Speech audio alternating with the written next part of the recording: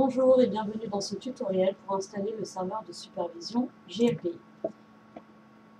Donc avant toute chose, pour avoir l'installation de GLPI par écrit, vous pouvez aller sur notre site internet linuxtutoworld.net. Dans la partie tutoriel, vous aurez un onglet GLPI.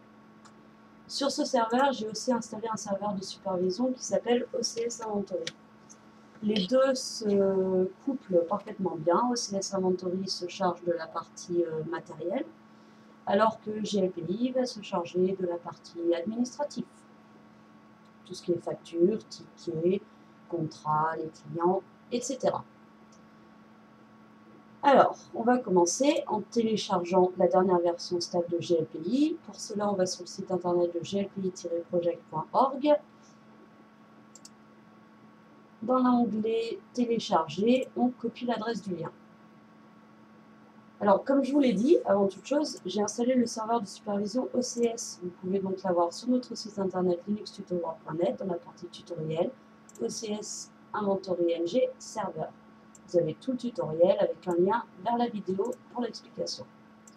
J'ai bien entendu changé le source.list comme à mon habitude. J'ai pris cette partie-là sur le site internet librex.net sans la partie pour Firefox. Allez, c'est parti pour GLPI. On fait wget, on colle le lien qu'on a récupéré sur le site internet et on télécharge. Donc encore une fois, c'est une archive en tar.gz. Donc on va taper la commande pour pouvoir la désarchiver, qui est tar-xzbf et l'autre GLPI. Donc là, on va supprimer le tar.gz et on va voir qu'il y a bien le dossier GLPI. Par mesure de simplicité, je vais le copier dans le dossier var www et voilà. Donc, on peut aller vérifier. On est dans le dossier, on regarde, il est bien ici. Alors, il va falloir changer les droits dessus. Donc, moi, par souci de simplicité, j'utilise le logiciel WinSCP. On a juste à renseigner l'adresse IP, le nom d'utilisateur, le mot de passe, et voilà. Et on arrive dans une interface avec tous les dossiers qu'il peut y avoir sur notre Debian, sur notre machine Linux. On va d'en bas, www, on va rafraîchir, et on a bien notre GLPI. Donc, on va lui mettre tous les droits, sinon, à des endroits où notre tuto ne pourra pas fonctionner. On applique de manière récursive sur tout le groupe. Donc après, à vous de voir quel droit vous voulez mettre. Voilà, c'est en train de se faire, et c'est parfait. On retourne sur notre petit serveur, et on va aller voir si ça a fonctionné. On fait localhost/glpi, et c'est parti pour l'installation. Donc je mets en français, j'ai lu, bien entendu, voilà, je lis très rapidement et j'accepte. Je mets installer, j'ai pas d'erreur durant mon installation, tout est vert, youpi.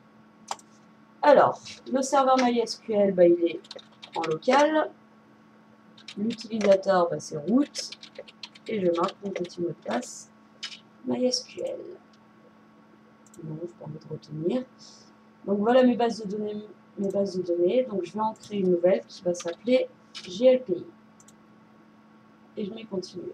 Base de données créée, initialisée, alors on va aller quand même vérifier, parce que je fais jamais confiance à ces trucs-là. Ah, c'est bon, dans phpMyAdmin, ma base est bien ici. Et c'est parti pour l'utilisation. Alors de base, l'identifiant et le mot de passe, c'est GLPI. Et j'envoie. Voilà, donc là, il me met des erreurs par rapport au mot de passe par défaut. Et par rapport au fichier install.php, pas de problème. Je vais dans mon GLPI, install, et je vois install.php. Oula, je le supprime. Du coup, ça a fait bugger ma machine.